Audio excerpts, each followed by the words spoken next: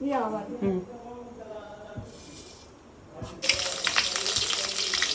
మిర్చి పేస్ట్ వేస్తేనే బాగుంటుంది మ్యామ్. మిర్చి కన్నా మీరు ఇంట్లో చేయాలంటే మిర్చి పేస్ట్ వేయండి. ఓకే. జస్ట్ మిర్చిలో సాల్ట్ వేసి కొంచెం గ్రైండ్ చేయండి అంతే.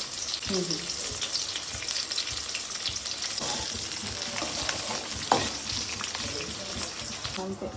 ఓకే. కట్ చేసుకున్నా నిన్న అన్నారని సాల్ట్ ముందే వేసేస్తాయి కదా సాల్ట్? ముందే వేసేస్తాం మ్యామ్. నార్మల్గా అయితే పేస్ట్లోకి వేసేస్తాం మ్యామ్, పచ్చిమిర్చి పేస్ట్లోకి. మనం ఇప్పుడు వేయట్లేదు కదా అని చెప్పి ఆ సాల్ట్ వేసాను. నార్మల్గా అయితే మేము రాక్ సాల్ట్ తోటి ఈ మిర్చిని మిక్స్ చేసి గ్రైండ్ చేసేస్తాం. ఓకే. అదైతే టేస్ట్ చాలా బాగుంటుంది మ్యామ్, అందుకని. మిర్చి పేస్ట్ అంటే మిర్చి రాక్ సాల్ట్ని గ్రైండ్ చేయాలి అంతే. ఇంకా ఫ్లేవర్ కోసం రెండు తెల్లుల్లిపాయలు. Okay okay. Just 2 ma'am, flavour కోసం అంటే అవి వేసి గ్రైండ్ చేసేస్తాం.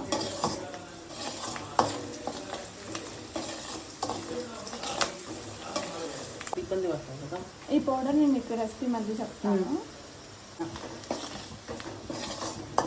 వాళ్ళ అన్నయ్య అంటే వాళ్ళ పెద్ద కొడుకే కదా? అదే వాళ్ళ అన్నయ్య. అంటే మీ నాన్నలాగా ఏజ్ ఉంటేనే లైఫ్. పెళ్లి చేసుకున్నాం కదా.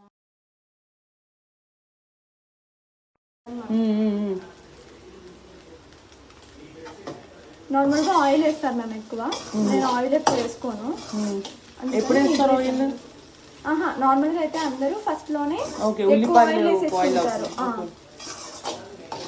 మనం లైట్గా ఆయిల్ వేసుకుంటాం కాబట్టి నేను ఇట్లా కొంచెం ఆయిల్ వేసాను. టేస్ట్ మొత్తం సేమేనా, ఆయిల్ తక్కువ ఉంటుంది అంతే. అప్పుడు ఫస్ట్ కొంచెం వేసాను కదన్నా, ఇప్పుడు దింపేసేటప్పుడు కొంచెం వేస్తాను. ఓకే. రా ఫ్లేవర్ కా? Yes ma'am. అసలు మెయిన్ అదే మ్యామ్, అందుకని జస్ట్ అట్లా వేసి ఇంకా ఆపేస్తాను మ్యామ్. ఇంకా అయిపోయింది ఇది. నేను ఇంకా బజ్జీలు వేసేస్తాను మీకోసం. Okay. Yes ma'am. Brown right. నాకు ఈ బజ్జీలు వేయడం కూడా రాదు, మెత్తగా అయిపోతాయి. ఏం వేసి కలుపుతారు?